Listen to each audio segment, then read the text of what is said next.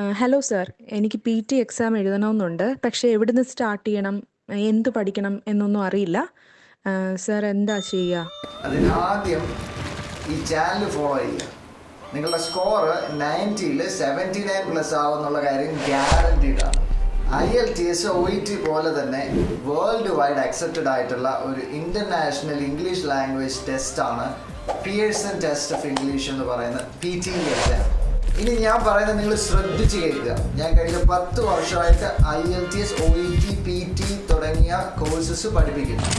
PT എന്ന് പറയുന്ന exam എന്താണ്, ഏതൊക്കെ കൺട്രീസിൽ ഇത് അക്സെപ്റ്റ് ചെയ്തിട്ടുണ്ട്, നിങ്ങൾ IELTS പഠിക്കണോ, OET പഠിക്കണോ, PT പഠിക്കണോ, ഇനി PT പഠിക്കുകയാണെങ്കിൽ അതിന് എത്ര മൊഡ്യൂൾസ് ഉണ്ട്, അതിന് എത്ര സെക്ഷൻസ് ആയിട്ട് ഡിവൈഡ് ചെയ്തിട്ടുണ്ട്, നിങ്ങളത് എങ്ങനെ കവർ ചെയ്യണം, ഏത് ഓർഡറിൽ കവർ ചെയ്യണം, എന്തൊക്കെ സ്ട്രാറ്റജീസ് അതിൽ ഉപയോഗിക്കണം, എങ്ങനെ നിങ്ങൾക്കൊരു 79+ സ്കോർ മേടിക്കാം എന്നൊക്കെ വളരെ സിമ്പിളായിട്ട് ഒരു കഥ പറഞ്ഞ് കേൾക്കുന്ന അത്ര എളുപ്പത്തിൽ ഞാൻ നിങ്ങൾക്ക് പറഞ്ഞുതരാം.